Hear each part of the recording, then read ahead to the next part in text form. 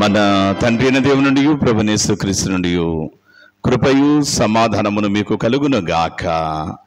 ఆమేన్. దయచేసి అందరు కూర్చోనండి. లూకా సువార్త 19వ అధ్యాయము 41వ వచనాన్ని మరొకసారి చదువుకుందాం.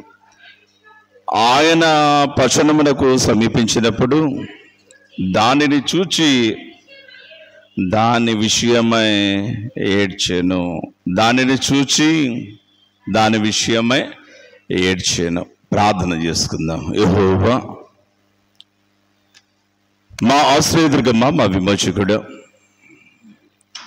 నా నోటి మాటలు, మా అందరి హృదయ ధ్యానములు మీ దృష్టికి అంగీకారముగా చేయము. చదువుబడిన లేఖనములోని ఆధ్యాత్మిక సత్యములను మీరే మాకు బయలుపరచండి.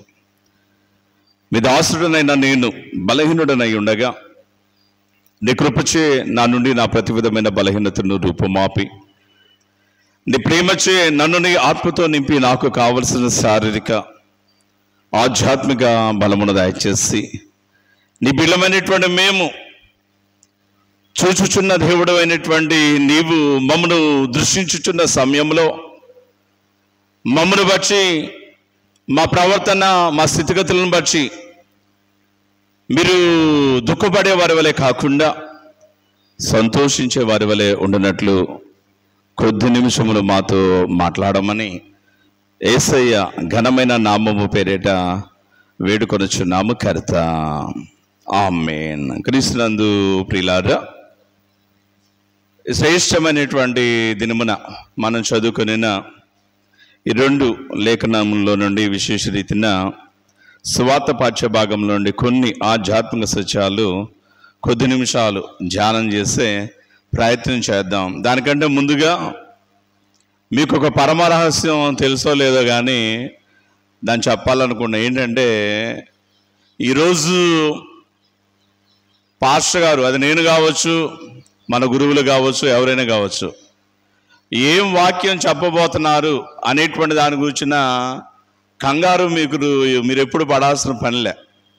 అదిగా ప్రారంభ కీర్తనల్లో, సంగ్రహ ప్రార్థనలో, ప్రసంగానికి ముందు పాడే పాటల్లో, ఇంకా కనుక జ్ఞాపకం చేసినట్లయితే ప్రసంగానికి ముందుకు సాగబోయేటువంటి ప్రార్థన, ఈ 3 మనకేంటంటే లెక్కలోకి తీసుకోం. అసలు లెక్కలోకి తీసుకోం. అయితే మీకు తెలియని ఒక రహస్యం ఏంటంటే ఈ ప్రారంభ గీతము, అదిగా సంగ్రహ ప్రార్థన, ప్రసంగానికి ముందు జరిగేటువంటి కీర్తన, ప్రసంగానికి ముందు చేసేటువంటి ప్రార్థన, ఈ 3 విషయాల్లోనే కనుక చూసినట్లయితే ముప్పాతిక ప్రసంగం, అదిగా 10-20% కాదు, ముప్పాతిక ప్రసంగం అయిపోతుంది. కాబట్టి మీరు వీటిని ఏమాత్రం చిన్న చూపు చూడొద్దు అనే మాట తెలియజేస్తున్నా. నేను చేసిన ఈ ప్రార్థనలో మీరు గమనించారో లేదో కానీ, చూచుచున్న దేవుడైన నీ దృష్టికి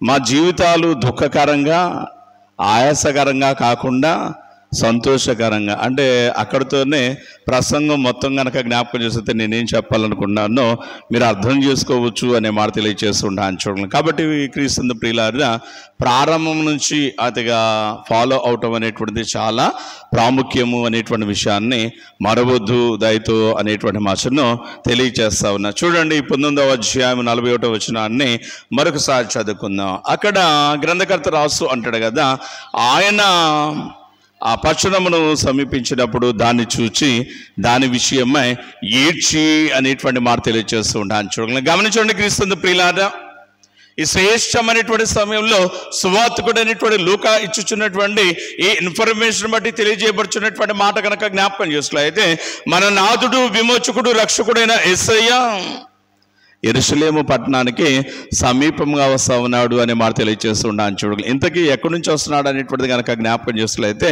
ఆయన ఒలీవల కొండ మీద నుండి కనుక జ్ఞాపకం చేసినట్లయితే ఈ యెరూషలేము అనేటువంటి దానికి వస్తా ఉన్నాడు అనే మాట తెలియజేస్తున్నాను చూడండి. గమనించండి ప్రభునందు ప్రేమించుకోండి వాళ్ళారా, ఒలీవల కొండ అనేటువంటి ఈ ప్రాంతం కనుక జ్ఞాపకం చేసినట్లయితే చాలా ఎత్తైనటువంటి ప్రదేశంలో ఉన్నటువంటి విధానం బట్టి ఆ ఎత్తైనటువంటి ప్రదేశం నుండి యేసయ్య కిందకు వచ్చుచున్నటువంటి సమయంలో ఆయన దేని చూస్తున్నాడు అనేటువంటిది కనుక జ్ఞాపకం చేస్తే యెరూషలేము పట్టణాన్ని ఆయన చూస్తూ ఉన్నాడు. దాన్ని ఎప్పుడైతే తీక్షణంగా చూస్తూ దాన్ని గమనిస్తూ ఉన్నాడో ప్రియులారా, దాన్ని చూచి యేసయ్య ఏం చేశాడు అనేటువంటి దాని గురించి సువార్తికుడు రాస్తూ అంటాడు, ఏడ్చి అనేటువంటి మాటను తెలియచేయచ్చు ఉంటానికి జ్ఞాపకం చేసుకోవచ్చు. పరిశుద్ధ గ్రంథంలో ప్రభు అయినటువంటి యేసయ్య ఏడ్చిన దుఃఖపడినటువంటి సందర్భాలు అనేటువంటివి రెండుగా మనకు కనబడుతూ ఉండడాన్ని జ్ఞాపకం చేసుకోవచ్చు అనే మాట తెలియజేస్తూ ఉంటాను. ఏంటి ఆ సంఘటనలు అనేటువంటిది కనుక జ్ఞాపకం చేస్తే ప్రియులారా, యేసయ్య అతిగా గనక దృష్టిలో అయితే గెత్సెమనేటువంటి వనంలో పట్టుకున్న సమయంలో ఆయన బాధపడలేదు, ఆయన ముఖం మీద ముమ్ము వేసినటువంటి సమయంలో ఏడవలేదు, ఆయన కొరడాలతో కొట్టినటువంటి సమయంలో ఏడవలేదు, ఆయన కనుక చూస్తే సిలువ మ్రాన్ను ఆయన చేత మోయించినటువంటి సమయంలో ఆయన ఏడవలేదు, ఇంకా కనుక చూస్తే యాత్రాకాలమైనటువంటి ఆ సిలువ మీద ఆయనను పెట్టి మేకులు దిగగొట్టిన సమయంలో కూడా ఆయన ఏడవలేదు. ఆయన ఏడ్చినటువంటి సందర్భాలు ఎప్పుడు అనేటువంటిది కనుక జ్ఞాపకం చేసినట్లయితే లాజరు చనిపోయినటువంటి సమయంలో, లాజరు దేహం ఉంచబడినటువంటి ఆ సమాధి వద్దకు వెళ్ళినటువంటి సమయంలో కనుక చూసినట్లయితే సువార్తికుడు అక్కడ రాస్తూ అంటాడు, యేసు కన్నీరు విడిచెను అనేటువంటి మాటను తెలియచేయచ్చు ఉండడానికి జ్ఞాపకం చేసుకోవచ్చు. ఏడుపుల్లో చాలా రకాలు ఉంటాయండి. ఏడుపుల్లో రకాలు ఉంటాయా ఉండవా? నవ్వుల్లో కూడా చాలా రకాలనేటువంటివి ఉంటూ ఉంటానికి జ్ఞాపకం చేసుకోవచ్చు. ఏడుపుల్లో ఉన్నటువంటి రకాలు కనుక 1-2 జ్ఞాపకం చేసినట్లయితే కొంతమందికి దుఃఖం బాగా ఎక్కువ ఉంటుంది, ముఖంలో కానీ దేహంలో కానీ ఎక్స్ప్రెషన్స్ అనేటువంటిది అసలు కనబడనివ్వరు. అయితే హృదయంలో కనుక జ్ఞాపకం చేస్తే చాలా బాధపడిపోతూ ఉంటాన్ని జ్ఞాపకం చేసుకోవచ్చు అనే మాట తెలియజేస్తుంటాను. చుడుగులు మరొక రకమైనటువంటి ఏడుపు కనుక జ్ఞాపకం చేసినట్లయితే దుఃఖం అనేటువంటిది బాగా ఎక్కువైపోతుంది, కన్నులు అనేటువంటి ఎర్రబడుతుంది, ముఖం అనేటువంటిది వికారం అయిపోతుంది. అదే కన్నుల నుంచి కనుక చూసినట్లయితే నీరు అనేటువంటిది జారదు అనే మాట తెలియజేస్తుండొచ్చు. మరొక రకమైనటువంటి ఏడుపు కనుక జ్ఞాపకం చేసినట్లయితే దుఃఖం అనేటువంటిది ఎక్కువైపోయి కన్నులు ఎర్రబడి ముఖం వికారం అయిపోయి అతిగా పెద్దగా అయితే కేకలు వేరు కానీ క్రీస్తు ప్రేమించండి వాళ్ళ కన్నుల నుండి కనుక చూసినట్లయితే ఏరులై నీరు పారేటువంటిదిగా ఉంటూ ఉండడానికి జ్ఞాపకం చేస్తూ, కొంతమంది కనుక చూసినట్లయితే కళ్ళ వెంబడి నీరు కారిపోతూ ఉంటుంది. రెండో పక్కన కానీ చూసినట్లయితే నోట్లోంచి అతిగా పెద్ద కేకలన్నిటిది వినపడదు కానీ మూలుగుచు ఉండటానికి జ్ఞాపకం చేస్తూ, ఇంకొక రకమైనటువంటి ఏడుపు కనుక జ్ఞాపకం చేస్తే నీరు గారిపోతూ ఉంటుంది, పెద్దగా కేకలు వేస్తూ ఉంటాను చూడగలం. ఇంకొక రకమైనటువంటి ఏడుపు కనుక జ్ఞాపకం చేసినట్లయితే కళ్ళంటే నీళ్లు గారిపోతుంటుంది, పెద్దగా కేకలు ఏడుస్తూ కనుక చూసినట్లయితే గుండెలు బాదుకునేటువంటి వారిగా ఉంచి ఉంటాను చూడగలం. ఇంకొక రకమైనటువంటి ఏడుపు కనుక చూసినట్లయితే బాగా ఏడుస్తూ ఉంటారు, నీరు గారిపోతూ ఉంటుంది, అదిగా కనుక చూస్తే రోడ్డు మీద లేదంటే ఇంట్లోనే అదిగా పడిపోయి అటు ఇటు దొరలాడేటువంటి వారిగా ఉంటాను చూడగలం. మరొక రకమైనటువంటి ఏడుపు కనుక చూసినట్లయితే ఏడుస్తూ ఉంటారు, అతిగా కనుక చూసినట్లయితే అక్కడ ఉన్నటువంటి దుమ్మునో ఇసుకనో ధూళినో అతిగా నెత్తి మీద పోసుకుని అతిగా కనిపిస్తే ఏడుస్తూ ఉండడానికి జ్ఞాపకం చేసుకోవచ్చు. మరొక రకమైనటువంటి ఏడుపు కనుక జ్ఞాపకం చేసినట్లయితే ఆ దుమ్ము అనేటువంటిది వాళ్ళ మీద పోసుకుంటమే కాకుండా ఎదుటి వారి మీద కూడా పోసి అతిగా కనిపిస్తే శాపనార్థాలు అనేటువంటివి, అంటే ఏడుపుల్లో కనుక జ్ఞాపకం చేస్తుంది. ఇన్ని రకాలైనటువంటివిగా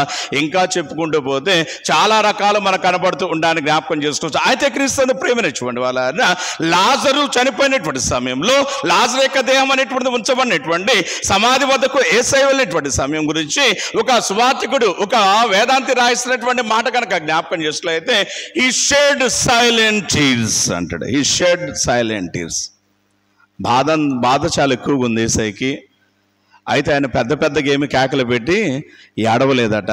ఆయన ఏం చేశాడంటే హృదయం అంతా బాధతో నింపబడిన విధానాన్ని బట్టి కన్నుల వెంబడి నీరు కనుక చూసినట్లయితే కారింది అనే మాట తెలియజేస్తూ ఉంటాను చూడగలం. అయితే క్రీస్తు ప్రేమైనటువంటి వాళ్ళ లూకాసు వార్త ఈ 19వ అధ్యాయం 41 వచనం వచ్చేసరికి కనుక జ్ఞాపకం చేసినట్లయితే వేదాంతులు మాట్లాడుతున్నటువంటి మాట కనుక జ్ఞాపకం చేస్తే Jesus our Lord and saviour Jesus lamented అనేటువంటి మాటను, అంగలార్చను అనేటువంటి మాటను ఇంకా కనుక జ్ఞాపకం చేస్తే పెద్దైనటువంటి స్వరంతో గనక జ్ఞాపకం చేసినట్లయితే యేసయ్య గనక చూసినట్లయితే ఆయన దిక్కులు పిక్కటిల్లేలా గనక జ్ఞాపకం చేసినట్లయితే ఎంతగానో ఈ యెరూషలేము పట్టణం అనేటువంటి దీని గురించి ఏడ్చాడు అనేటువంటి మాటను తెలియచేయచ్చు ఉండటానికి జ్ఞాపకం చేసుకోవచ్చు. గమనించడానికి క్రీస్తు ప్రేమించండి వాళ్ళ ఒక సత్యము ఏంటి అనేటువంటిది కనుక జ్ఞాపకం చేసినట్లయితే కీర్తనకారుడు మాట్లాడుతూ అంటాడు కదా, మన దేవుడు ఆకాశమందున్నాడు, ఆకాశమందున్నటువంటి దేవుడు అతిగా కనిపిస్తే నరులను కన్నులారా చూస్తా ఉన్నాడు అనే మాట తెలియజేస్తుంటాను. చూడండి క్రీస్తు ప్రేమైనటువంటి వాళ్ళ దేవుడు చూసేటువంటి దేవుడు అనే మాట తెలియజేస్తుంటాను. చూడగలను. అందుకే చూసేటువంటి దేవుడు అనేటువంటి నాథుడు నతనయేలుతో మాట్లాడుతూ అంటాడు, నతనయేలు అంటూ ఆయన అంటే కదా, నీవు ఆ అంజూరపు చెట్టు కింద కూర్చున్నప్పుడే నేను నిన్ను చూశాను అనేటువంటి మాటను తెలియచేయచ్చు ఉండాలని జ్ఞాపకం చేసుకోవచ్చు. అంత మాత్రమే కాదు కానీ క్రీస్తు ప్రేమైనటువంటి వాళ్ళ చూచుచున్న దేవుడు అనేటువంటి మన యేసు యొక్క స్థితి కనుక జ్ఞాపకం చేస్తున్నది. రెవల్యూషన్ ప్రకటన గ్రంథంలో భక్తుడు రాస్తూ అంటాడు కదా, ఆయన సామాన్యుడు కాదు, వర్తమాన భూత భవిష్యత్ కాలములలో సంచరించేటువంటి వాడు అనేటువంటి మాట తెలియజేస్తుంటాను. చూడాలి అంటే మునుపున్నాడు, ప్రస్తుతం ఉన్నాడు, ఇక మీదట కూడా ఉంటున్నాడు, అందులో ఎలాంటి సందేహం అనేటువంటిది లేదు అనేటువంటి మాటను తెలియచేయచ్చు ఉండాలని జ్ఞాపకం చేసుకోవచ్చు. కాబట్టి క్రీస్తు ప్రేమించుకోండి వాళ్ళ జరుగుచున్నది, జరిగినటువంటిది, జరగబోయేటువంటి విషయాలు కూర్చున్నటువంటి సంపూర్ణమైనటువంటి పరిపూర్ణమైనటువంటి అవగాహన కలిగినటువంటి యేసయ్య ఎప్పుడైతే ఈ యెరూషలేము పట్టణాన్ని చూచాడో దాని విషయమై ఆయన చేసినటువంటి పని కనుక జ్ఞాపకం చేస్తే ఏడ్చి అనేటువంటి మాటను తెలియచేయచ్చు ఉండాలని జ్ఞాపకం చేసుకోవచ్చు. నేనంటాను క్రీస్తు ప్రియులారా, యెరూషలేమును చూసి ఏడవలసినంత పని ఏమొచ్చి, యెరూషలేము అనేటువంటి ఈ పట్టణం యొక్క స్థితి కనుక మనం జ్ఞాపకం చేస్తుంది ప్రియులారా, ఇది సామాన్యమైనటువంటిది కాదు. ఈ పట్టణానికి ఉన్న పేరే యెరూషలేము. ఇరెషాలెం అంటే సమాధానపురము పట్టణం అనే మాట తెలియజేస్తూ ఉంటాను. చూడగలం. గమనించండి ప్రియులారా, సమాధాన పట్టణం గురించి ఏడవలసినటువంటి పని అనేటువంటిది లేదు. అయితే ప్రియులారా, సమాధాన పట్టణం గురించి ఈ దినాన యేసయ్య ఏడవటానికి గల కారణం ఏంటి అనేటువంటిది కనుక జ్ఞాపకం చేసినట్లయితే, పేరైతే గొప్పగా ఉన్నది కానీ అదిగా దాని యొక్క పరిస్థితి అనేటువంటి కానీ చూసినట్లయితే చాలా ఇబ్బందికరంగా ఉన్నది అనే మాట తెలియజేస్తూ ఉంటాను. చూడగలం. కొంతమంది వాళ్ళ యొక్క పేర్లకు వాళ్ళ యొక్క జీవితానికి సంబంధం లేకుండా జీవిస్తూ ఉంటానికి జ్ఞాపకం చేసుకోవచ్చు. ఒక్కొక్కడు పేరు పెట్టుకుంటాడు కదా, పరిశుద్ధరావు అని పేరు పెట్టుకుంటాడు. వాడు కనబడిన బార్ షాపు, వైన్ షాప్ ఉండదు, వాడు కనపడినటువంటి పోలీస్ స్టేషన్లో అల్లర్లు అనేటువంటి ఉండవు అనే మాట తెలియజేస్తూ ఉంటాను. చూడగలను. ఒక ఆమె పెట్టుకున్నదిగా సమాధానమ్మ అని పెట్టుకుంటుంది. ఆమె గొడవ అన్నటువంటి వ్యక్తి అనేటువంటి వారు ఎవరు కూడా ఉండనటువంటి వారుగా ఉంచి ఉండడానికి జ్ఞాపకం చేసుకోవచ్చు. లూకాసు సువార్త 19వ అధ్యాయంలో ఒక ఆయన పేరు పెట్టారు. పొట్టివానికి ఏమని పేరు పెట్టారంటే జక్కయ్య అని పేరు పెట్టారు. జక్కయ్య అంటే అర్థం ఏంటంటే పవిత్రుడు అనే మాట తెలియజేస్తుంటే, జక్కయ్య బ్రతుకు మొత్తం కనుక జ్ఞాపకం చేస్తే దోపిడీ, దౌర్జన్యం, అన్యాయం, అక్రమమే అనేటువంటి మాటను తెలియచేయచ్చు ఉండడానికి జ్ఞాపకం చేసుకోవచ్చు. అలాగే గమనించండి క్రీస్తు ప్రేమించుకోండి వాళ్ళ ఈ శ్రేష్టమైనటువంటి నాన్న సమాధాన పట్టణం అనేటువంటి పేరు పెట్టుకునేటువంటి ఈ పట్టణం అనేటువంటి దాన్ని కనుక మనం లోతుగా కనుక జ్ఞాపకం చేసుకున్నట్లయితే ఈ పట్టణం ఎలా ఉందంటే సమాధానం అనేటువంటిది కలిగి ఉండకపోగా ఈ పట్టణం ఏం చేస్తుంది అనేటువంటిది యేసయ్య మాటలోనే మనం కనుక విన్నట్లయితే చదవండి. మత్తయి సువార్త 23వ అధ్యాయము 37వ వచనాన్ని కనుక మనం చదువుకున్నట్లయితే అక్కడ ఈ పట్టణం కూర్చున్నటువంటి కొన్ని విషయాలు అనేటువంటిది మనకు తెలియచేయబడుతూ ఉంటాన్ని జ్ఞాపకం చేసుకోవచ్చు. చదువుతా ఆయన అంటాడు,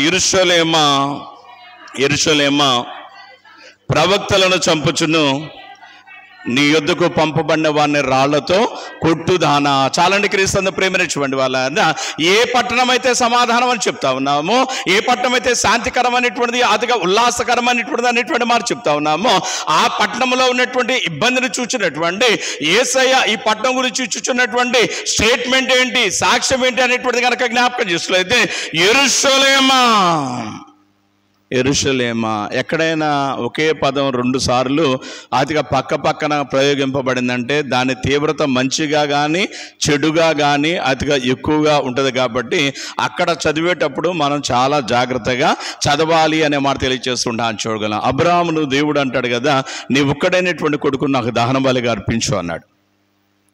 మొత్తం రెడీ చేశాడు అబ్రాహాము. చంపడానికి కత్తి ఎత్తినటువంటి సమయంలో కనుక జ్ఞాపకం చేసినట్లయితే అక్కడ ప్రభు మాట్లాడుతూ అంటాడు, అబ్రహామా అంటూ ఆరుతిగా కనుక చూసినట్లయితే ప్రియులారా మాట్లాడుతూ ఉండటానికి జ్ఞాపకం చేస్తుంది. ఇక్కడ కూడా జ్ఞాపకం చేస్తుంది, యెరూషలేమా అంటూ ఆరుతిగా కనుక జ్ఞాపకం చేస్తుంది. ఆయన అంటాడు కదా, ప్రవక్తలను చంపుచును, నీ వద్దకు పంపబడినటువంటి వారిని రాళ్లతో కొట్టుదానా అనేటువంటి మాటను తెలియచేయచ్చు ఉండడానికి జ్ఞాపకం చేసుకోవచ్చు. అంటే ప్రభునందు ప్రేమించుకోండి వాళ్ళ ఇది ఎవరు చంపుతుంది అనేటువంటి కనుక జ్ఞాపకం చేసినట్లయితే అదిగా కనుక చూసినట్లయితే దుర్మార్గులైన వాడిని కాదు, దుష్టులైనటువంటి వాని కాదు, దేవుని యొక్క మార్గమునకు ఆటంకము కలగజేసేటువంటి, దోచుకునేటువంటి దౌర్భాగ్య స్థితిలో ఉన్నటువంటి ఇంకొకరిని కాదు కానీ ఎవరిని చంపుతుంది ఈ పట్టణం అనేటువంటిది కనుక జ్ఞాపకం చేస్తే ప్రవక్తలైనటువంటి వారిని. ప్రవక్తలు ఎవరు అనేటువంటిది కనుక జ్ఞాపకం చేస్తే క్రీస్తు ప్రియమైనటువంటి వాళ్ళ they are called as the mouthpiece of our lord Yahweh. వారు కనుక చూసినట్లయితే దేవుడు అనేటువంటి యెహోవా యొక్క నోటి బూరలుగా కనుక చూసినట్లయితే పిలువబడిన వారు అనేటువంటి మాటను తెలియచేయచ్చు ఉండాలని చూడగలం. ప్రజలైనటువంటి వారికి దేవునికి మధ్యవర్తులుగా ఉన్నటువంటి వారు దేవుని యొక్క ఉద్దేశాలు అనేటువంటి వారిని ప్రజలైనటువంటి వారికి తెలియచేసేటువంటి ఆయన సాధనాలుగా, ఆయన పాత్రలుగా ఈ ప్రవక్తలు అనేటువంటి వారు ఉండాలని జ్ఞాపకం చేసుకోవచ్చు. కాబట్టి క్రీస్తు ప్రేమైనటువంటి వాళ్ళ దేవుడు ఈ పట్టణం వద్దకు తన దాసులైనటువంటి ప్రవక్తలైనటువంటి వారిని ఆయా ఏర్పాటు చేయబడినటువంటి వారిని పంపాడు. కారణం ఏంటి అనేటువంటిది కనుక జ్ఞాపకం చేస్తే దీనిని సరిచేసుకోమని చెప్పటానికి అనేటువంటి మాటను తెలియచేయచ్చు ఉండాలని జ్ఞాపకం చేసుకోవచ్చు. అయితే క్రీస్తు ప్రేమైనటువంటి వాళ్ళ మంచి మాటలు చెప్పడానికి వచ్చినటువంటి ప్రవక్తలు అనేటువంటి వారిని అదిగా మీ యొక్క జీవితాలు సరి చేసుకోనండి, మీ అన్యాయం అనేటువంటి దాన్ని, అక్రమమైనటువంటి దాన్ని విడిచిపెట్టండి, ఈ అపరిశుద్ధమైనటువంటి స్థితిగతులు అనేటువంటి వాటికి దూరంగా ఉండండి అని మీరు చెప్తా ఉండండి. ఈ పట్టణం చేసినటువంటి పని కనుక జ్ఞాపకం చేసినట్లయితే మంచి మాటలు చెప్పే వాళ్ళని చంపిందట. ఇంకా గనక జ్ఞాపకం చేస్తే రాళ్లతో కొట్టింది అనేటువంటి మాటను తెలియచేయచ్చు ఉండాలని జ్ఞాపకం చేసుకోవచ్చు. వీటన్నిటిని దేవుడు గనక జ్ఞాపకం చేస్తే చాలా చక్కగా రికార్డ్ చేస్తున్నాడు, రాస్తా ఉన్నాడు, చూస్తూ ఉన్నాడు అనే మాట తెలియచేస్తూ ఉంటాను చూడగలం. అందుకే ఆ పట్టణం గురించి మాట్లాడుతుంటాడు. యెరూషలేమ యెరూషలేమ ప్రవక్తలను చంపుచును, నీ వద్దకు పంపబడిన వారిని రాళ్లతో కొట్టుదానా అంటూ అక్కడి నుంచి ఆయన కామా పెట్టి అంటాడు కదా. కోడి తన పిల్లలను తన రెక్కల క్రిందకి ఎలాగూ చేర్చుకొనునో అలాగూ చేర్చుకున్న వాళ్ళని 1 కాదు, 2 కాదు, 10 కాదు, 20 కాదు అంటూ ఆయన అంటాడు, అనేక మారులు నేను యత్నము చేసి తిని కానీ మీరేం చేశారు, వల్లకపోతిరి, వినకపోయారు అనేటువంటి మాటను తెలియచేయచ్చు ఉండాలని జ్ఞాపకం చేసుకోవచ్చు. అంటే క్రీస్తును ప్రేమించబడి వాళ్ళ ఈ పట్టణమును చూచుచున్నటువంటి దేవుడు, ఈ పట్టణాన్ని ప్రేమించినటువంటి దేవుడు, ఈ పట్టణం అనేటువంటి కనుక చూస్తే భయంకరమైనటువంటి ఆ ఉపద్రవము, ఆ ఇబ్బంది నుండి తప్పింపబడాలనేటువంటి ఉద్దేశం కలిగినటువంటి దేవుడు చేసినటువంటి పని కనుక చూసినట్లయితే ఇన్ని తప్పిదాలు చేసిన, ఇన్ని దుర్మార్గమైనటువంటి, హేయమైనటువంటి, నీచమైనటువంటి పనులు ఈ పట్టణం చేయుచున్నా కానీ ఆయన చేసినటువంటి పని కనుక జ్ఞాపకం చేసినట్లయితే క్రీస్తు ప్రియులారా, కోడి తన పిల్లలను తన రెక్కల క్రిందకి ఎలాగూ చేయుచున్నాం, కోడి తన పిల్లలను తన రెక్కల క్రిందకు ఎలాగూ చేర్చును. అదిగా చూసినట్లయితే భయం అనేటువంటిది, అపాయం అనేటువంటిది రంగానే కోడి ఏం చేస్తుందంటే ఒక విధమైనటువంటి అరుపు అరవగానే పిల్లలన్నీ దాని రెక్కల క్రిందకు వచ్చేసే పిల్లారా, అసలు రెక్కల కింద ఒక పిల్ల కూడా కనబడకుండా అది ఎంతో చక్కగా దాచిపెట్టేటువంటిదిగా ఉంటాన్ని జ్ఞాపకం చేసుకోవచ్చు అనే మాట తెలియజేస్తుంటాను. అలాగూ నేను మిమ్మల్ని దాయాలని, అలాగున్న నేను మిమ్మల్ని నా బాహువులో కప్పి పెట్టాలి అనేటువంటి ఉద్దేశంతో అనేక మారులు యత్నము చేసి తిని. అయితే మీరేం చేశారు, వల్లకపోతిరి అనేటువంటి మాట తెలియజేస్తుంటాను చూడు. అంటే క్రీస్తు ప్రేమైనటువంటి వారు ద సిటీ ఆఫ్ జెరూసలేం, ఈ పట్టణం అనేటువంటి యెరూషలేం చేసినటువంటి పని కనుక జ్ఞాపకం చేసినట్లయితే ఇది చేసిన పని కనుక చూసినట్లయితే disburse the word of his Lord away, తమ దేవుడైనటువంటి యెహోవా యొక్క మాట అనేటువంటి దాన్ని పెడచెవిన పెట్టారు, విస్మరించారు. పూర్తిగా కనుక జ్ఞాపకం చేసినట్లయితే నిర్లక్ష్యం అనేటువంటిది చేశారు అనేటువంటి మాటను తెలియచేయచ్చు ఉండాలని జ్ఞాపకం చేసుకోవచ్చు. గమనించండి, క్రీస్తు ప్రేమించండి వాళ్ళ అంటే దేవుడు అంటే భయం లేదు, దేవుడి యొక్క మాట అంటే భయం లేదు, దేవుడు చూపినటువంటి ఆ యొక్క మార్గం అంటే భయం లేదు. అందరి బట్టి వీరు చేస్తున్నటువంటి పని కనుక జ్ఞాపకం చేసినట్లయితే కాని పనులు చేయొచ్చు.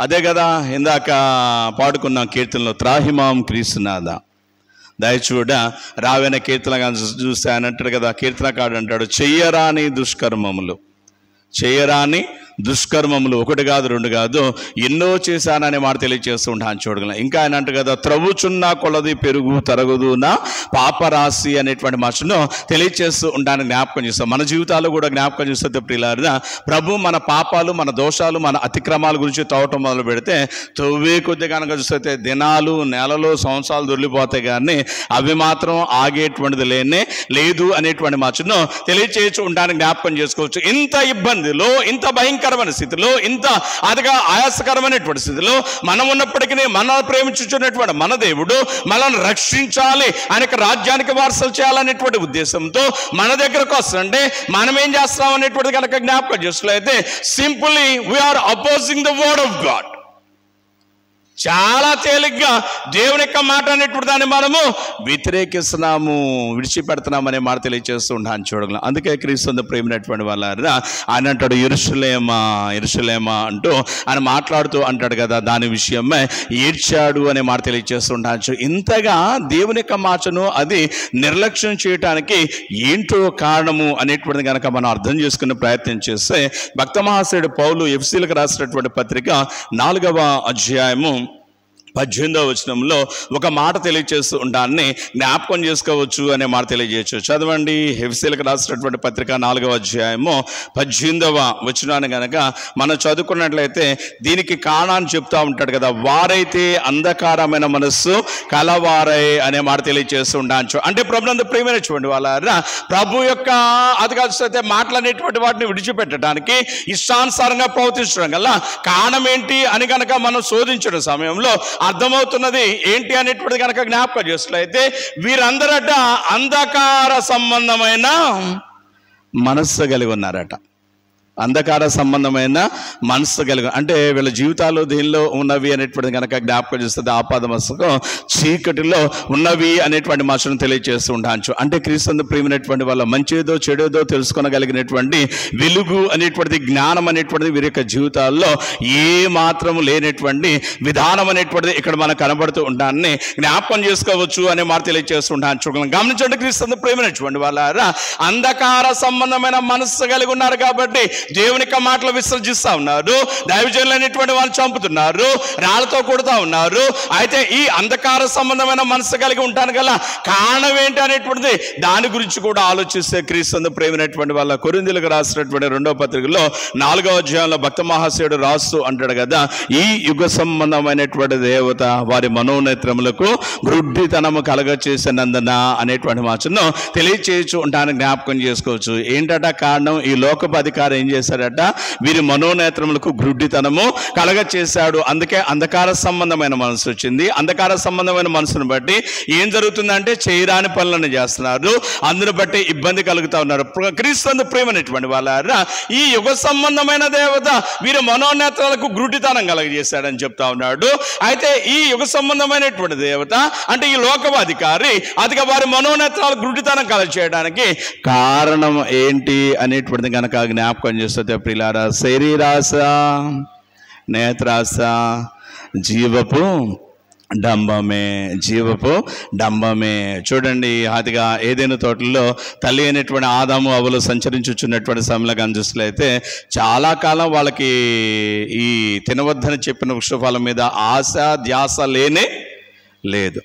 అయితే ఎప్పుడైతే శోధకుడైనటువంటి అపవాది వచ్చి దీన్ని తింటే మీ కన్నులు తెరవబడతాయి, మీరు దేవునిలాగైపోతారు, మీరు మంచి చెడ్డలు ఎరిగిన వారుగా ఉంటారు అన్న మాట చెప్పడం జరిగిందో క్రీస్తు ప్రేమైనటువంటి వాళ్ళారా, అప్పటి నుంచి ఏమైందంటే వీరి మనోనేత్రాలకు గ్రుడ్డితనం కలిగిపోయింది. అదిగా కనుక చూసినట్లయితే పరిశుద్ధ గ్రంథం అంటది కదా, అదిగా లంచము అదిగా జ్ఞానులైనటువంటి వారి యొక్క కన్నులు కనబడకుండా చేస్తుందట. లంచం ఏం చేస్తుంది? న్యాయం కనబడకుండా చేస్తుంది అనే మాట తెలియజేస్తుండొచ్చు. అలాగే ఈ లోకంలోనే ఆశలు ఏం చేస్తామంటే అదిగా కనిపిస్తే దేవుని చూడకుండా మంచి వాటిని చూడకుండా మనను చేస్తవి అనే మాట తెలియజేస్తుండొచ్చు. ఈ దినాన ఈ యెరూషలేం పట్టణంలో ఉన్నటువంటి వీరి పరిస్థితి కూడా జ్ఞాపకం చేస్తే క్రీస్తు ప్రేమించినటువంటి వాళ్ళ ఈ యుగ సంబంధమైనటువంటి దేవత కలెక్ట్ చేసినటువంటి శరీరాశ, నేత్రాశ, జీవపు డంబం అనేటువంటి వీటిలో పడిపోయినటువంటి విధానాన్ని బట్టి గ్రుడ్డితనంలో పడిపోయారు. గ్రుడ్డితనంలో పడిపోయినటువంటి విధానాన్ని బట్టి వీరి యొక్క జీవితాల్లో కనుక జ్ఞాపకం చేస్తే మచ్చుకు ఏమాత్రము 1% కూడా మంచి అనేటువంటిది, నీతి అనేటువంటిది, న్యాయం అనేటువంటిది ఏమాత్రం కనబడటలేదు అనేటువంటి మచ్చును తెలియచేయచ్చు ఉండడానికి జ్ఞాపకం చేసుకోవచ్చు. చూడండి, క్రీస్తు ప్రేమించుకోండి వాళ్ళ ఈ విధమైనటువంటి గ్రుడ్డితనంతో, ఈ విధమైనటువంటి అంధకారమైనటువంటి మనసుతో నింపబడినటువంటి వీళ్ళ యొక్క జీవితాల్లో వీరు చేయుచున్నటువంటి పని అనేటువంటిది ఏంటి అనేటువంటిది కనుక జ్ఞాపకం చేస్తే ఇంటికి వెళ్ళాక చదవండి. యెషయా గ్రంథము 59వ అధ్యాయంలో గ్రంథకర్త రాస్తూ 8వ వచనంలో అంటాడు కదా, శాంతవర్తనము వారు ఎరగరు. అంటే శాంతి సమాధానము మంచి అనేటువంటిది వాళ్ళకి అసలు ఇష్టం అసలు ఉండదు అనేటువంటి మాటను తెలియచేయచ్చు ఉండడానికి జ్ఞాపకం చేస్తుంది. ఇంకా కనుక జ్ఞాపకం చేస్తే ఆమోస్ గ్రంథకర్త రాస్తూ అంటాడు కదా, నీతి క్రియలు చేయ వారికి తెలియదు అనేటువంటి మాటను తెలియచేయచ్చు ఉండడానికి జ్ఞాపకం చేస్తుంది. అంటే మంచి పనులు చేయటం అనేటువంటిది వాళ్ళకి ఏమాత్రం కనుక జ్ఞాపకం చేసినట్లయితే ఇష్టం అనేటువంటిది ఉండదు అనేటువంటి మాటను తెలియచేయచ్చు ఉండడానికి జ్ఞాపకం చేసుకోవచ్చు. అందుకే క్రీస్తు ప్రేమనేటువంటి వాళ్ళ ఇలాంటి అతిగా జీవితం అనేటువంటిది దుఃఖమునకు, ఆయాసమునకు, అవమానమునకు, హేళన, భయంకరమైనటువంటి మరణానికి అప్పగిస్తుంది అనేటువంటి సత్యాన్ని గుర్తెరిగిన వాడుగా దావీదు ఉన్నాడు. కాబట్టి దావీదు దేవుడు అనేటువంటి యెహోవాకు ప్రార్థన చేస్తూ ఆయన చేసినటువంటి ప్రార్థనలో 119వ సంకీర్తనలో 18వ వచనంలో ఆయన మాట్లాడుతూ అంటాడు కదా, క్రీస్తు ప్రేమైనటువంటి వాళ్ళ చదవండి. 119వ సంకీర్తన 18వ చరణంలో ఆయన మాట్లాడుతూ అంటాడు కదా, నీ ధర్మశాస్త్రం నందు ఆశ్చర్యమైన సంగతులు చూచినట్లు ఏమని ప్రార్థన చేస్తున్నాడండి? నా కన్నులను తెరువుము. ఏ రోజన్నా ఇలాంటి ప్రార్థన మనం చేసామా? నా కన్నులు తెరువు అన్న ప్రార్థన ఏ రోజన్నా చేసామా?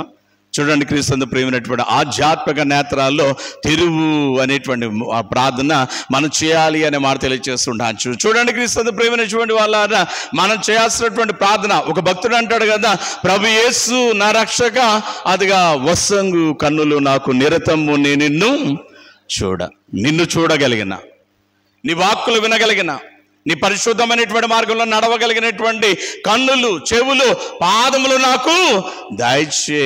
అసలు నా దేహం అంతా కనుక చూస్తే నీ ఘనత కొరకే వాడుకో, నన్ను నీ వాడిగా చేసుకో అనేటువంటి ప్రార్థన అనేటువంటి ఆయన చేస్తూ ఉండటాన్ని మనం జ్ఞాపకం చేసుకోవచ్చు అనే మాట తెలియజేస్తాం. గమనించండి, క్రీస్తు ప్రేమను చూడండి. వాళ్ళ బాధగా దుస్తులైతే సొదొమ గొమొర్రాకు పట్టినటువంటి దుస్థితి, ఇంకా అనేక మందికి పట్టినటువంటి దుస్థితి తనను తాకకూడదు అనేటువంటి ఉద్దేశంతో ఈ దావీదు చేస్తున్నటువంటి ప్రార్థన ఏంటంటే, ప్రభువా నీ ధర్మశాస్త్రంలో ఆశ్చర్యకరమైన సంగతులు చూచున్నట్లు నువ్వేం చేస్తావు? నా కన్నులను తెరువుమని ఆయన రోజుకి ఎన్నిసార్లు ప్రార్థన చేశాడట? 7 సార్లు ప్రార్థన చేశాడట. 119వ సంకీర్తన 164వ వచనాన్ని గనక మనం చదువుకున్నట్లయితే, దినమునకు 7 మారులు నిన్ను స్తుతిస్తా ఉన్నాను, నీకు ప్రార్థన చేస్తా ఉన్నాను. అంటే క్రీస్తు పిల్లారా 7 మార్లు దినానికి దేనికోసం ప్రార్థన చేశాడు ఆయన? ధర్మశాస్త్రం అందులో ఆశ్చర్యకరమైన సంగతులు. ధర్మశాస్త్రం అంటే ఎన్ని పుస్తకాలు? ధర్మశాస్త్రం అంటే ఎన్ని పుస్తకాలు? ఏమ్మా? ఆది కాండం నుండి ద్వితీయోపదేశ కాండం దాకా, అంటే 5 పుస్తకాల అదిగా సమ్మేళనమే ఈ ధర్మశాస్త్రం అనే మాట. అంటే 5 పుస్తకాలను అర్థం చేసుకోవడానికి దావీదు ఎన్నిసార్లు ప్రార్థన చేశాడంటే రోజుకి 7 సార్లు అనే మాట తెలియజేస్తూ ఉంటాను. చూడండి, 5 పుస్తకాలు అర్థం చేసుకోవడానికి 7 సార్లు ప్రార్థన చేస్తే మన దగ్గర ఎన్ని పుస్తకాలు ఉన్నాయి? ఇప్పుడు 66 పుస్తకాలు ఉన్నాయి. ఈ 66 పుస్తకాలు అర్థం చేసుకోవడానికి మనం ఎన్ని మార్లు ప్రార్థన చేస్తున్నాం అనేటువంటిది ఒక్కసారి మనము పరిశీలన అదిగా కనిపిస్తే చేసుకోవాలి అనే మాట తెలియజేస్తుంటాను. చూడగలం మన యొక్క జీవితాల్లో అదిగా కనిపిస్తే అంధకారంలో పడిపోవటానికి, అంధకారం అనేటువంటి మనసు అనేటువంటి మనకు కలగటానికి గల కారణం ఏంటి అనేటువంటి కనుక జ్ఞాపకం చేస్తే క్రీస్తు ప్రేమనేటువంటి వాళ్ళ ఆశ్చర్యకరమైనటువంటి ఆ యొక్క సంగతులు అనేటువంటిది చూచినట్లు మనం ప్రార్థనలో నిలిచి ఉండకపోవటం వల్లే, మనం సరైన రీతిగా దేవునితో సత్సంబంధాలనేటువంటిది కొనసాగించకపోవటం వల్లే అనేటువంటి మాట తెలియజేస్తుంటాను. చూడగలం ఆ కారణమును బట్టి వీళ్ళ మాటలు మారిపోయినాయి, వీళ్ళకి ఆలోచనలు మారిపోయినాయి, వీళ్ళ పనులు మారిపోయినవి. ప్రియులారా అతిగా చూస్తే ప్రార్థనకు దూరం అయిపోయి, దేవుని భయానికి దూరం అయిపోయి, పరిశుద్ధతకు దూరం అయిపోయినటువంటి విధానాన్ని బట్టి వీళ్ళ మాటలు, వీళ్ళ పనులు, వీళ్ళ ఆలోచనలు, వీళ్ళ నడక ఎలా ఉన్నది అనేటువంటిది కనుక జ్ఞాపకం చేసుకున్నట్లయితే చదవండి మత్తయి సువార్త 27వ అధ్యాయంలో అతిగా 21, 22 వచనాల్లో కొన్ని విషయాలు తెలియజేస్తూ ఉంటాన్ని అక్కడ మనం చూస్తూ ఉంటాను. చూడగలం, చదువు తల్లి. అధిపతి ఈ ఇద్దరిలో నేను ఎవరిని విడుదల చేయదును? బరబ్బనా యేసునా అని అడుగుతున్నటువంటి సమయంలో అక్కడ ఉన్నటువంటి ఈ యెరూషలేము పట్టణస్థులు, అక్కడ ఉన్నటువంటి అదిగా దేవుని జనాంగం అని చెప్పుకునేటువంటి ఈ ప్రజలైనటువంటి యూదులైనటువంటి వారు యూదా మతానికి సంబంధించినటువంటి పరిసయ్యులు, సద్దుకాయలు, అదిగా కనుక పెద్దలు, శాస్త్రులు, అదిగా ధర్మశాస్త్రోపదేశకులు వీరందరూ పలుకుచున్నటువంటి మాట కనుక జ్ఞాపకం చేస్తే క్రీస్తు ప్రియులారా, ఈ ఇద్దరిలో నేను ఎవరిని మీ కొరకు విడుదల చేయదును? బందిపోడు దొంగగా ఉంటూ అన్యాయము, అక్రమమైనటువంటి దోపిడీ, దౌర్జన్యము, నరహత్య చేయించినటువంటి ఈ బరబ్బా అనేవాడినా, లేదంటే ఈ నిరపరాధి అయినటువంటి యేసు అనేటువంటి వాడినా అని పిలాతు అడుగుచున్నటువంటి సమయంలో వారందరూ ముక్తకంఠంతో అడుగుచున్న మాట కానీ చూసినట్లయితే మా కొరకు బరబ్బానే విడుదల చేయండి అంటే, మరి వాట్ అబౌట్ జీసస్? యేసు పరిస్థితి ఏంటి అంటుంటే వీళ్ళు అన్నారు కదా, వానిని సిలువ వేయుడి, వానిని సిలువ వేయుడి. అంధకారమైనటువంటి మనస్సు, దేవుని విడిచిపెట్టినటువంటి విధానాన్ని బట్టి వీళ్ళ మాటలు ఎలా ఉన్నవి, వీళ్ళ యొక్క సహవాసాలు ఎలా ఉన్నవి అనేటువంటిది కనుక జ్ఞాపకం చేస్తే క్రీస్తు ప్రియులారా, కానటువంటి దాన్ని, అన్యాయం అనేటువంటి దాన్ని కోరుకుంటా ఉన్నారు. ఇంకా కనుక జ్ఞాపకం చేస్తే నీతిమంతుల విషయమే కనుక చూసినట్లయితే అన్యాయపు తీర్పు తీరుస్తూ ఉంటానని జ్ఞాపకం చేసుకోవచ్చు. ఆ సమయంలో పిలాతు మాట్లాడుతూ అంటాడు కదా, ఈ నీతిమంతుని యొక్క రక్తం విషయమై నేను నిర్దోషిని అని పలుకుచున్న సమయంలో వారందరూ ఏకకంఠం అంటారు కదా క్రీస్తు ప్రేమైనటువంటి వాళ్ళారా. ఆ పాదే గనక పాపం అయితే ఆ పాపం అనేటువంటిది రావాల్సి మీదకు గనక వచ్చినట్లయితే ఆ పాపము నీకు, నీ కుటుంబానికి దూరం అవుగాక, అది మా మీదను మా పిల్లల మీదను నిలుచుగాక అనేటువంటి మాటను వాళ్ళు మాట్లాడుతూ ఉండటానికి జ్ఞాపకం చేసుకో. చూడండి క్రీస్తు ప్రేమను చూడండి వాళ్ళ, because of their spiritual blindness, వాళ్ళ యొక్క ఆధ్యాత్మిక అంధత్వాన్ని బట్టి ఈ ఇక్కడ ఉన్నటువంటి యెరూషలేము వారు ఎంత భయంకరంగా తయారయ్యారంటే, నీతిమంతుడైనటువంటి అదిగా ప్రజలైనటువంటి రక్షణార్థమై పంపబడినటువంటి యేసును చంపడానికి ఏ మాత్రము వెనుకడుగు వేయక తెగించి అందరితో ఆగకుండా వీళ్ళంటారు కదా, ఆ పాపం మా మీద, మా బిడ్డల మీద నిలుచుగాక అనేటువంటి మాట మాట్లాడుతుంటే ప్రియులారా, యేసయ్య దాని అంతటా చూస్తూ కనుక చూస్తే నవ్వుతూ గమ్మున ఉన్నాడు, కానీ ఒక మాట కూడా మాట్లాడలేదు. సిలువ కార్యక్రమం అనేటువంటిది మొదలైంది, ఆయన సిలువ మోస్తా ఉన్నాడు అని చాలా ఇబ్బంది పెట్టారు. దాన్ని చూచుచున్నటువంటి ఆ పట్టణంలోని అనేకులు, ఇంకా స్త్రీలైనటువంటి వారు ఏడ్చుచు ఆయన వైపు దీనంగా చూస్తున్న సమయంలో యేసయ్య వాళ్ళు చూస్తూ దీనంగా చూస్తూ అంటాడు కదా, యెరూషలేము కుమార్తెలారా, నా కోసం మీరు ఏడవమాకండి. మీరు ఎందుకోసం ఏడుస్తారంటే మీకోసం, మీ పిల్లల కోసం మీరు ఏడవండి అనేటువంటి మాట తెలియజేస్తుంటాను. గమనించండి క్రీస్తు ప్రేమైనటువంటి వాళ్ళు, because of our spiritual blindness, మన యొక్క ఆధ్యాత్మిక గుడ్డితనాన్ని బట్టి మనకు తెలియకుండానే కొన్ని సందర్భాల్లో మనమేదో గొప్ప చేస్తాం అనే భ్రమలో మనకు మనమే తీర్పు తీర్చేసుకుంటున్నాం, మనకు మనమే తీర్పు తీర్చేసుకున్నాం. ఆ తీర్పు మన మీదకి వచ్చేసిన సమయంలో అదిగా కనిపిస్తే నలుదిక్కులు పిక్కటిల్లేలాగా కేకల వేస్తున్నాము, మనకు సహాయం అనేటువంటి అందటం లేదు అనే మాట తెలియజేస్తుంటాను. చూడగలం ఆధ్యాత్మిక గురుడితనంలో ఉండి పాపం చేసినటువంటి దావీదు అనేటువంటి వాని దగ్గరకు ఒకనొక దినాన ప్రవక్త అయినటువంటి నాతాను వచ్చాడు. నాతోను వచ్చి, రాజా నీకు ఒక ముచ్చట చెప్పాలనుకున్నాను, మన రాజ్యంలో ఇలాంటి చిన్న సంఘటన జరిగింది అన్నాడు. బెత్షెబా విషయం గురించి, ఉరియా యొక్క మర్డర్ గురించి మాట్లాడుతూ ఇదిగో ఇలా జరిగింది అన్నాడు. అనేసరిగా చూసినట్లయితే ఆయన డైరెక్ట్గా పేర్లు పెట్టి చెప్తే అదిగా దావీదు ఏమన్నా తలదించుకుని ఇప్పుడు కాదులే రేపు చూద్దాం, రేపు కాదులే ఒక సంవత్సరం తర్వాత ఈ కేసు ఏంటో పరిశీలన చేద్దాం అనేవాడేమో. ఆయన అన్నాడు కదా, ఒక రాజ్యంలో ధనవంతుడు ఉన్నాడు, ఒక పేదవాడు ఉన్నాడు. ధనవంతుని దగ్గర చాలా గొర్రెలు ఉన్నవి, పేదవాడికి ఒకటే గొర్రె ఉంది. అయితే ధనవంతుని ఇంటికి అదిగా బంధువులు రాగా వీడు ఏం చేస్తాడంటే పేదవాని గొర్రెను అదిగా ఆయత్తపరిచి విందు చేశాడు. ఇప్పుడు ఏం చేద్దామంటే ప్రియులారా, తీర్పు ఎవడుకో అనుకున్నాడు దావీదు. ఎవరికో అనుకున్న క్రీస్తు ప్రేమైనటువంటి వాళ్ళారా, దావీదు అక్కడ మాట్లాడినటువంటి మాట, చేసినటువంటి తీర్పు కనుక జ్ఞాపకం చేసుకోలేదు. అన్నాడు కదా, కనికరమ లేకునే ఇతడు ఈ దుష్కార్యము చేసిన గనక ఒక గొర్రెకు ప్రతిగా 4 గొర్రెలు ఇయ్యవలెను. అంటే ఒక గొర్రెను చంపాడు కాబట్టి ఎన్ని గొర్రెలు ఇవ్వమన్నాడు దావీదు? 4 ఇవ్వమన్నాడు. వెంటనే నాతాను అన్నాడు, అయితే ఇచ్చేయి అన్నాడు. అయితే ఇచ్చేసేయి అన్నాడు. నేను ఇవ్వటం ఏంటి అన్నాడు. ఆ గొర్రెను చంపింది ఎవరో కాదురా బాబు, అది నువ్వే. ఆ గొర్రె మరెవరో కాదు, అదిగా ఉరియా అనేటువంటి మాటను తెలియచేస్తూ ఉండడానికి జ్ఞాపకం చేసుకోవచ్చు. చూడండి పిల్లలారా, ఒక్క ఉరియాను చంపినటువంటి విధానాన్ని బట్టి దావీదు 4 కొడుకుల్ని ఇవ్వాల్సి వచ్చింది.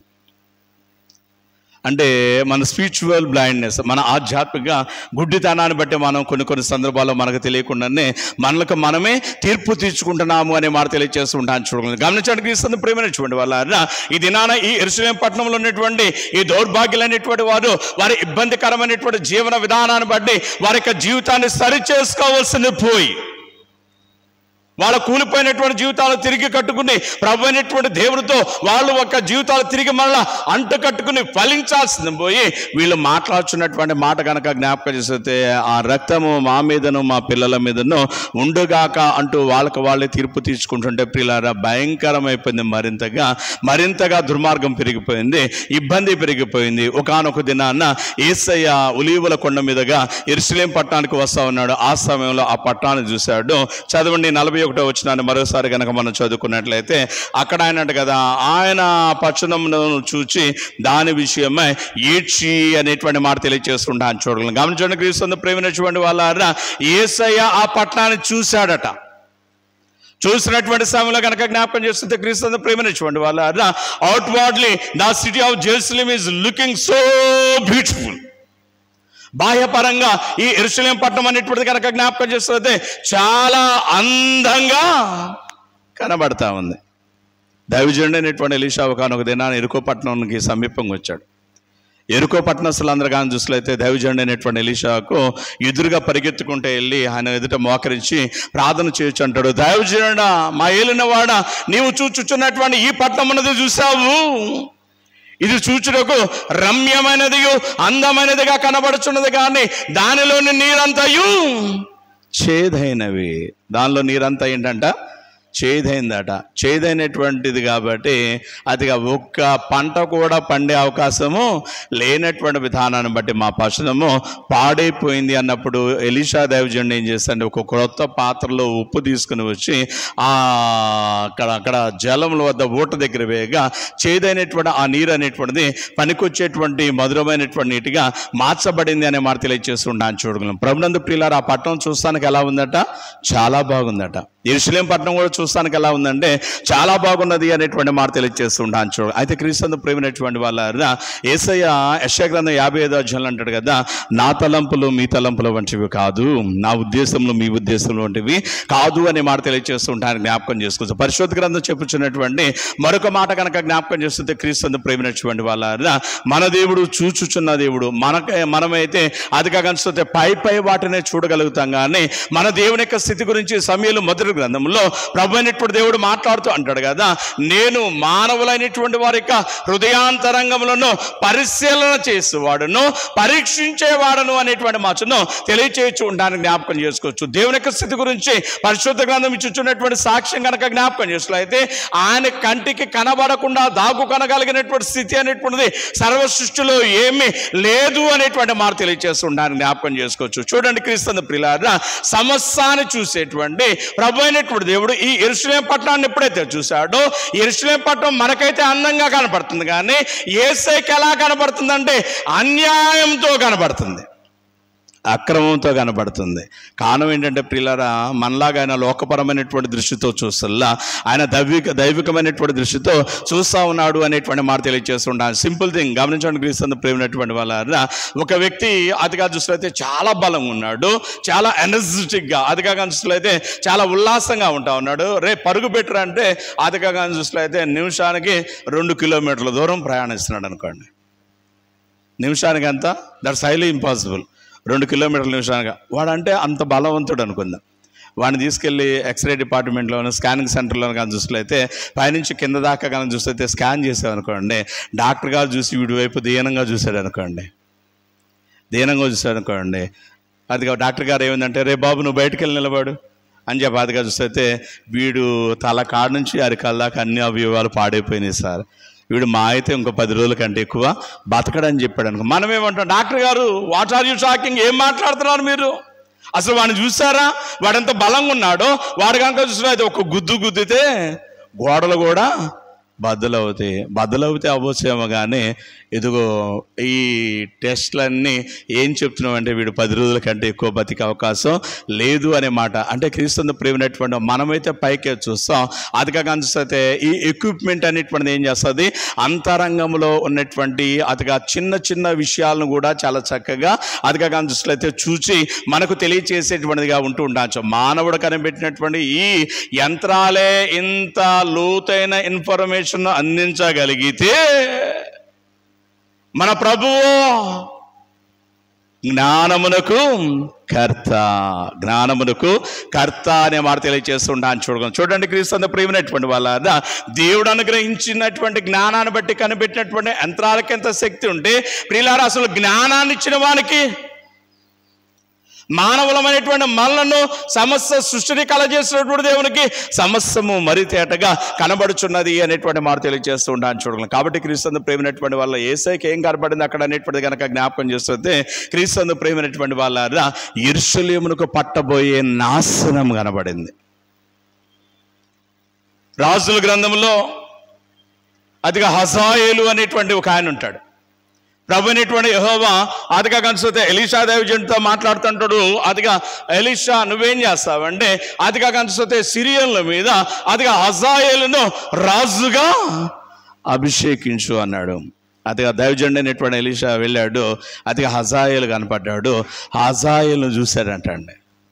హజాయేలును చూసి దైవజనుడు తన యొక్క దృష్టిని పక్కకు నిలపల, అలాగే చూస్తున్నాడంట. ఎంతగా చూశాడంటే హజాయేలు ముఖము చిన్నబోనంత. ఈయనేంటి నన్ను ఎట్టో చూస్తున్నాడు, ఈయనేంటి నన్ను ఇలా అదిగా చూస్తే గమనిస్తున్నాడు అంటూ ఆయనకు ఉండబట్టలేక ఆయన కదా, దైవజనుడా నాదా స్వామి ఏంటి నన్ను అదిగా చూస్తూ అదిగా దైవజనుడు ఏం చేస్తాడంటే ఏడ్చాడట.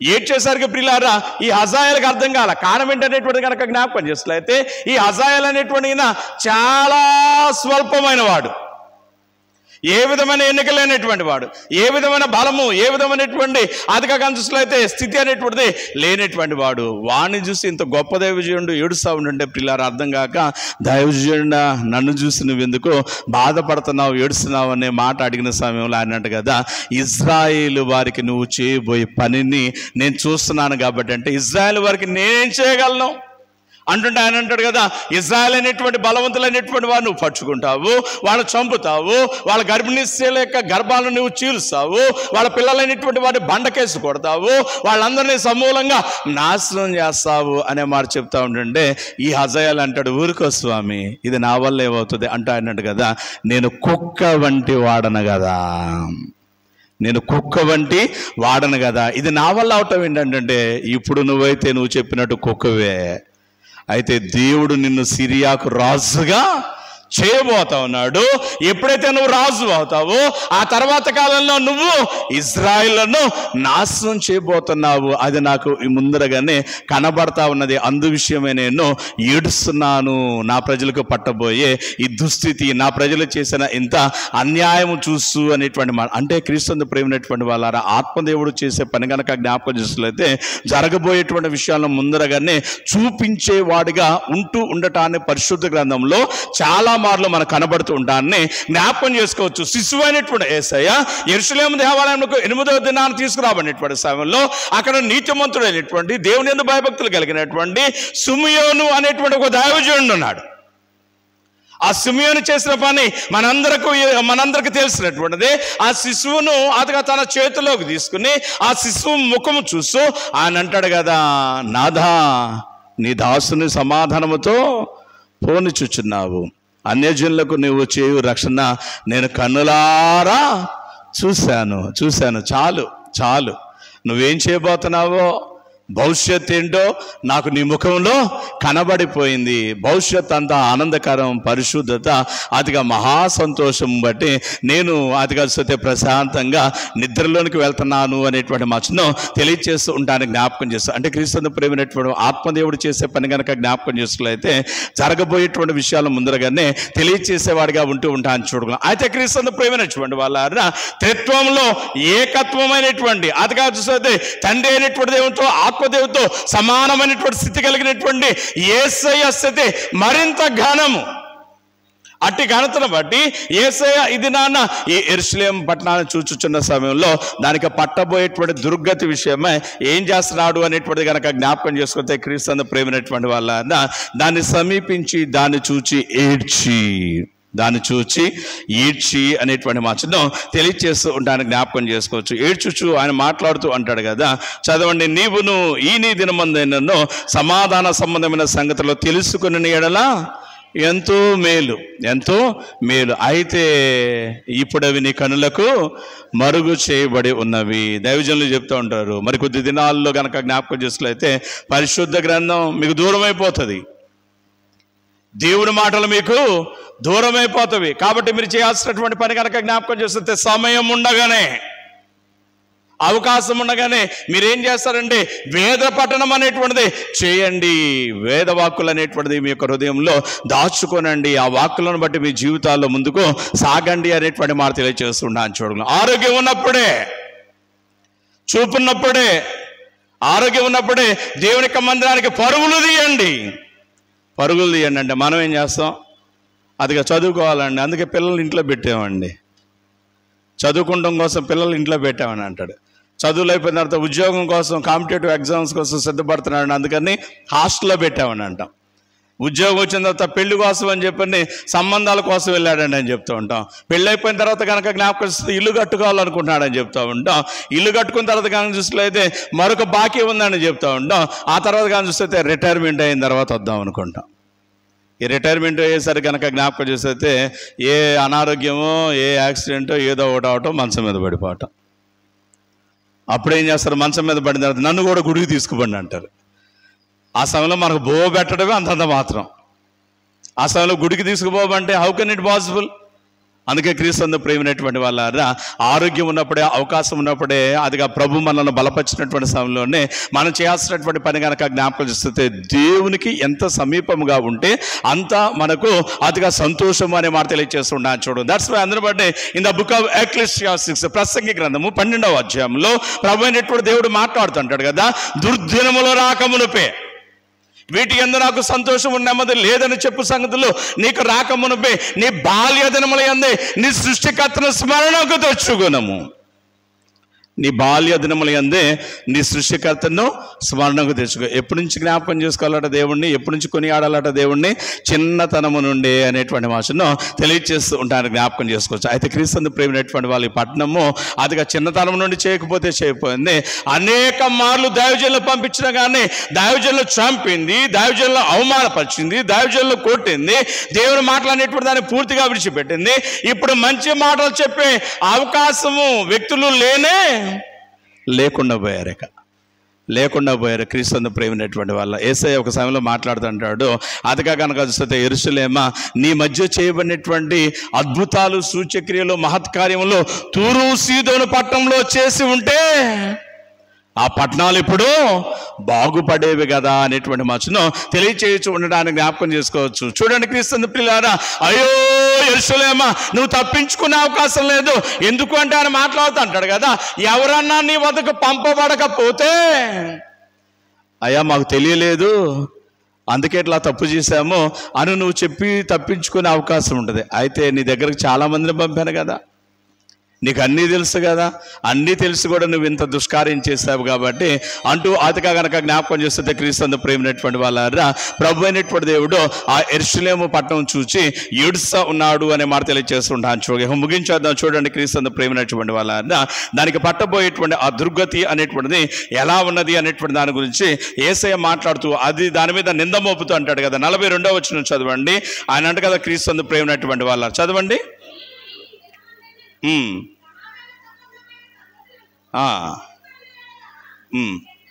ఎంతో మేలు నీ కన్నులకు మరుగు చేయబడి ఉన్నవి. ఆయన అంటగా ప్రభు నిన్ను దర్శించిన కాలమందు నీవు ఎరగక ఉంటేవి అనే మాట తెలియజేస్తుంటాను. చూడండి క్రీస్తు ప్రేమైనటువంటి వాళ్ళ because of your spiritual blindness, నీ ఆధ్యాత్మిక గుడ్డితనాన్ని బట్టి నువ్వేం చేస్తావు? ప్రభు నీ వద్దకు రాగా నువ్వు ప్రభుని ఎరగక ఉన్నావు అనేటువంటి మచ్చను తెలియచేస్తూ ఉంటాను, జ్ఞాపకం చేసుకోవచ్చు. చూడండి క్రీస్తు ప్రియులారా, మనం పాటలు పాడుతూ ఉంటాం. అదిగా ఏంటది, ఏసీటీసీలో ఏదో పాట ఉంది, రండి రండి అయ్యలారా రక్షణ పొంద అమ్మలారా అన్నలారా అంటూ. అదిగా అంతలోనే యేసుస్వామి మా ఊరికి వచ్చానమ్మా, మా వీధికి వచ్చానమ్మా, మా ఇంటికి వచ్చానమ్మా, మా గుమ్మం ఎక్కానమ్మా అంటాడు. ఏంటంట, ఏది చేశాడు యేసయ్య? వాళ్ళ ఊరు వచ్చాడట, వాళ్ళ వీధిలోకి వచ్చాడట, వాళ్ళ ఇంటికి వచ్చాడట, వాళ్ళ గుమ్మం కూడా ఎక్కాడట. మనమేమో అతిగా తలుపులన్నీ మూసేసేసి ఏ సీరియల్లో, ఏ సినిమాల్లో, ఏ విందులో, వినోదాల్లో ఉంటున్నాం. అదే కదా in the book of revolution, ప్రకటన గ్రంథంలో ఆయన అంటాడు, హృదయం అనే తలుపు వద్ద నేను నిలబడి తట్టుచూ ఉన్నా అంటుండే. ఆంధ్రప్రదేశ్ కీర్తన బస్సులో ఒక భక్తుడు కీర్తన రాస్తుంటాడు కదా, ఎంతసేపు నిలవబెట్టి ఏడ్పింతురు అతని, ఎన్ని సంవత్సరాలుగా నీ హృదయం అనేటువంటి ద్వారం వద్ద ప్రభు అనేటువంటి దేవుడు నిలబడి నీ హృదయ ద్వారం తెరువు తెరువు తెరువు అని నీ హృదయ ద్వారాన్ని తడుచూ ఉన్నాడు. ప్రభు స్వరాన్ని వినవా? ప్రభు నిన్ను పిలుచుచుండగా ఆయన యొక్క మొర ఆలకించవా అంటూ అతిగా కనిపిస్తే ప్రభు మనలను అడుగుచూ ఉండటానికి జ్ఞాపకం చేసుకోవచ్చు. చూడండి క్రీస్తు ప్రేమైనటువంటి వాళ్ళారా, ఈ దినాన ఈ యెరూషలేము పట్టణం చేసినటువంటి పని కనుక జ్ఞాపకం చేసినట్లయితే ప్రభు దర్శించినటువంటి కాలంలో ఇది ఎరగక ఉందట, ఇది ఎరగక ఉన్నది అనేటువంటి మాట తెలియజేస్తూ ఉంటాను. చూడండి క్రీస్తు ప్రేమైనటువంటి spiritual knowledge is very important in our Christian life. ఆధ్యాత్మిక పరిజ్ఞానము, ఆధ్యాత్మిక జాగరూకత, ఆధ్యాత్మిక జాగ్రత్త మా ఆదిగా కనిపిస్తే క్రైస్తవ విశ్వాస జీవితంలో చాలా ప్రాముఖ్యం. మన జాగ్రత్తలు, డబ్బాలో బియ్యం ఉన్నాయో లేవో జాగ్రత్తగా చూస్తున్నాం, సిలిండర్లో గ్యాస్ ఉందో లేదో జాగ్రత్తగా ఉంటున్నాం, అదే బీరువాలో బట్టలు ఉన్నాయో లేదో జాగ్రత్త చూసుకుంటున్నాం, జేబులో డబ్బులు ఉన్నాయో లేదో జాగ్రత్త చూసుకుంటున్నాం. ఆధ్యాత్మిక విషయమే అసలు జాగ్రత్త ఏమాత్రం కనబడట్లేదు. అందుకే క్రీస్తు ప్రేమైనటువంటి వాళ్ళు ఏమవుతుందంటే ప్రభు మాటలు, ప్రభు దర్శనాన్ని మనం చూడలేక వినలేక ఉన్నాము అనే మాట తెలియజేస్తుంటాను. చూడగలం అందు నిమిత్తమే ప్రభు అనేటువంటి దేవుడు ఇక్కడ తీర్పు తీర్చుచున్నటువంటి వాడే మాట్లాడుచున్నటువంటి మాట కానీ చూస్తుంది. ప్రభు నిన్ను దర్శించే కాలమున్నా నువ్వు ఎరగక ఉంటేవి కాబట్టి అంటూ ఆయన మాట్లాడుతూ అంటాడు కదా. చదువు తల్లి, జాగ్రత్త ఉన్న. 1, శత్రువులు నీ చుట్టూ గట్టు కట్టి, 2, ముట్టడి వేసి అన్ని ప్రక్కలను నిన్ను అరికట్టి. చాలండి ప్రియులారా, ఆయన అంటారు కదా, శత్రువులు నీ చుట్టూ గట్టు కట్టి నిన్ను అదిగా కనిపిస్తే ముట్టడి వేసి అన్ని దిక్కులను నిన్ను అరికట్టి అనే మాట తెలియజేస్తుంటాను. అంటే నువ్వు వెళ్ళలేదు కాబట్టి ఏం జరగబోతుందంటే ఇక నీకు తీర్పు తీర్చేస్తున్నానంటూ ప్రభు అంటాడు కదా. ఓ యెరూషలేము పట్టణమా, శత్రువులు అనేటువంటి వారు రానున్న దినాల్లో నీకు చేయబోతున్నటువంటి పని కనుక జ్ఞాపకం చేసినట్లయితే నీ చుట్టూ గట్టు కట్టబోతున్నారు, నీ చుట్టూ గట్టు కట్టబోతున్నారు, నలుదిక్కులను నిన్ను అరికట్టబోతా ఉన్నారు అనే మాట తెలియజేస్తున్నాను. చూడగలు మనందరం దేవుని మందిరంలో ఉన్నాం. మనల్ని ఎవరైనా బాగా తన్నాలనుకున్నారు అనుకోండి, మనల్ని బాగా తన్నాలనుకున్నాను కానీ అందరినీ ఏ ఒక్కడు తప్పించుకుంటానికి వాళ్ళకి ఇష్టం లేదనుకోండి. ఇప్పుడు వాళ్ళు తెలివైన వాళ్ళు అయితే ఏం చేయాలా? సరాసరి దేవాలయంలోకి వచ్చి 10 కర్రలు తీసుకుని నాతో మొదలుపెట్టి మీ దాకా రావాలి. అంతేనా? తెలివైన వాళ్ళ పని అదేనా?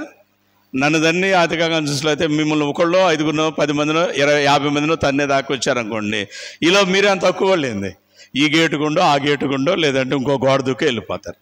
అయితే తెలివైన వాళ్ళు అయితే ఏం చేయాలా? ఈ గేటు క్లోజ్ చేయాలా, ఆ గేటు క్లోజ్ చేయాలా, ఆ తర్వాత కానీ చూస్తే అన్ని గేట్ల దగ్గర అది కాక చూస్తే వాళ్ళ మనుషులు పెట్టుకోవాలా, ఆ తర్వాత ఈ తలుపు అన్నీ క్లోజ్ చేసి అది ఒక చిన్న ద్వారం గుండా ఇప్పుడు బయటికి రండి అనాలి. ఇప్పుడు బయటకు రండి అంటే అందరం దొరకవా? ఇప్పుడు ప్రభు అయినటువంటి యేసయ్య కూడా యెరూషలేము పట్టణాన్ని తీర్పు తీస్తాడు కదా, నీ చుట్టూ గట్టు కట్టి. ఓ యెరూషలేమా, రాబోయేటువంటి దినాలు వస్త్రాలు జరగబోతున్నటువంటి ఇబ్బంది ఎలా ఉండబోతుందంటే నేను మీకు చెప్తున్నాను వినండి అంటూ ప్రభు అయినటువంటి యేసయ్య అంటాడు కదా, వారు అంటే శత్రువులైనటువంటి వారు నీ చుట్టూ గట్టు కడతారు, నిన్ను ముట్టడి వేస్తారు, నిన్ను నలుదిక్కులా అరికడతారు, తప్పించుకునే అవకాశం ఒకడు కూడా ఉండదు అనేటువంటి మాట తెలియజేస్తుంటాను. చూడండి యేసయ్య దీని గురించి మాట్లాడుతుంటాడు, అరే పిచ్చోళ్ళారా అదిగా కలిసితే శ్రమకే తప్పదు, అదైపోయింది. అయితే ఒక విషయం గురించి అయినా ప్రార్థన చేయండి అంటూ అన్నాడు కదా, ఆ దినములో గర్భిణీ స్త్రీలకు మరింత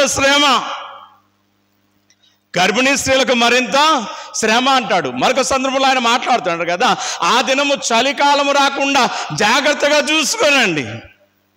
చలికాలం ఎందుకు రావద్దంటే ఆ సమయంలో తుఫాన్లు వరదలు వస్తాయంట.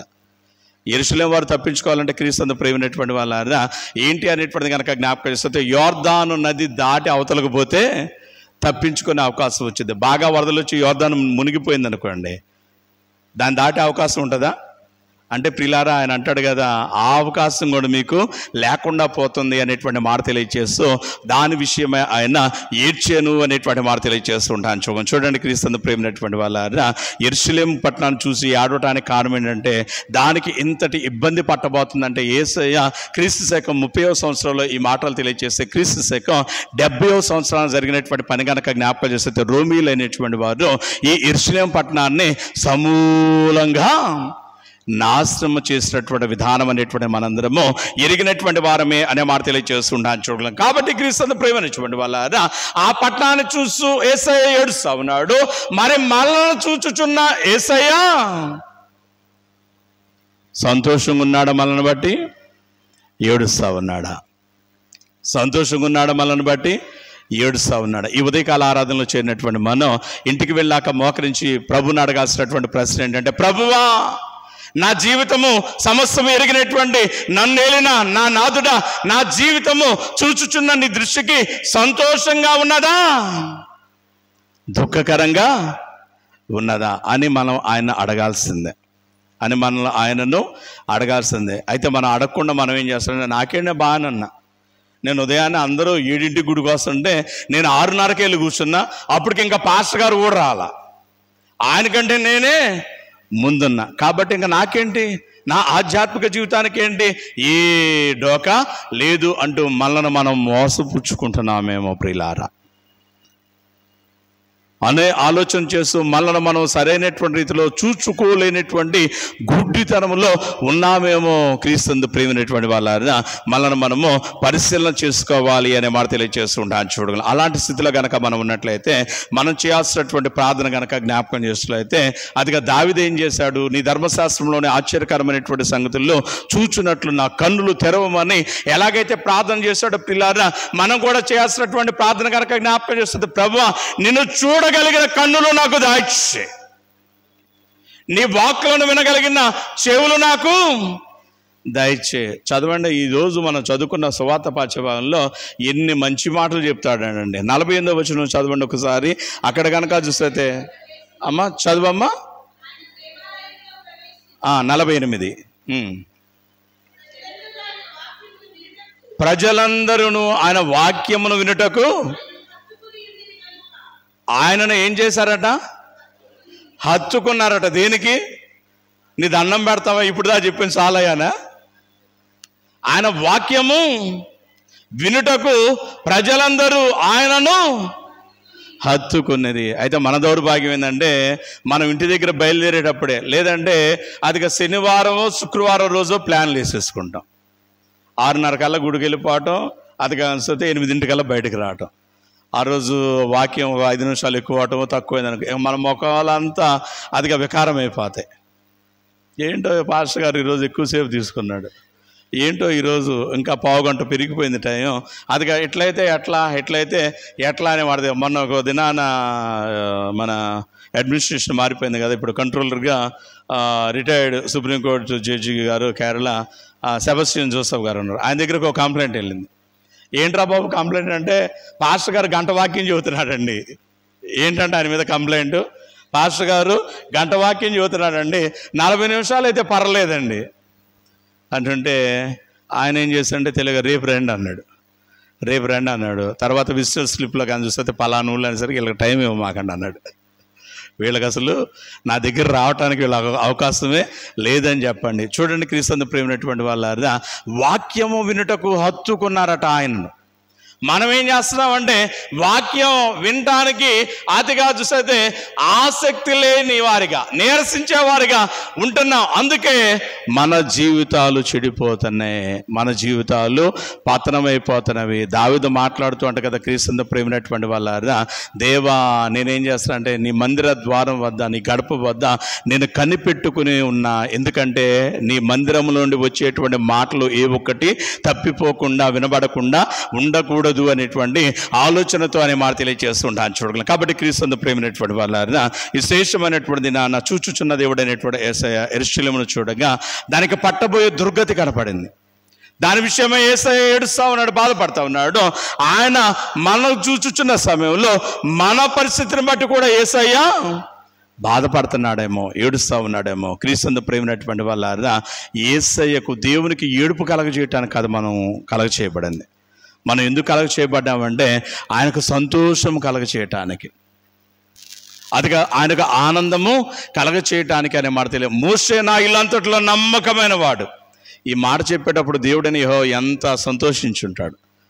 యోబు అంతటి నీతిమంతుడు, యథార్థవంతుడు, దేవుని యందు భయభక్తులు కలిగినటువంటి వాడు ఈ లోకమందంతటా ఎవడో లేడు అని చెప్పిన సమయంలో ఆయన ఎంత సంతోషించుంటాడు. స్త్రీలు కలిగినటువంటి వాళ్ళ బాప్తిస్మం ఇచ్చేటువంటి యోహాను కంటే గొప్పవాడు లేడు అని యేసయ్య చెప్పినటువంటి సమయంలో ఆయన ఎంత సంతోషించాడో ప్రియులారా. అలాంటి సంతోషము నీ వలన, నా వలన, మన వలన కలగాలంటే మనం చేయాల్సినటువంటి ఒకే ఒక్క పని కనుక జ్ఞాపకం చేసుకులైతే మోకరించి మన తప్పిదములను ఒప్పుకొని ప్రభుతో ఒక ప్రార్థన చెప్పుకోవాలి. ఏంటంటే, ప్రభువా నా కన్నులను తెరువము, నా జీవితాన్ని నీ స్వాధీనంలో తీసుకొనుము, నీ చిత్తానుసారంగా నన్ను నడిపించుము అన్న ప్రార్థన ఎప్పుడైతే చేస్తాం ప్రియులారా, ప్రభు మనల్ని ఆయన స్వాధీనంలో తీసుకుంటాడు. ఆయన కృపను బట్టి నడిపిస్తాడు, మనల్ని బట్టి సంతోషిస్తాడు. ఆయన పని కొరకై మనలను ఆయన బలమైన పనిముచ్చుగా వాడుకుంటాడు. అట్టి ధన్యతను ఆత్మదేవుడు మీకు, నాకు, మనందరికీ దయచేయునగాక. ఆమేన్. సమస్త జ్ఞానమునకు మించిన దేవుని సమాధానము యేసుక్రీస్తు వలన మీ హృదయములకు తలంపులకు కావలి ఉండుగాక. ఆమేన్.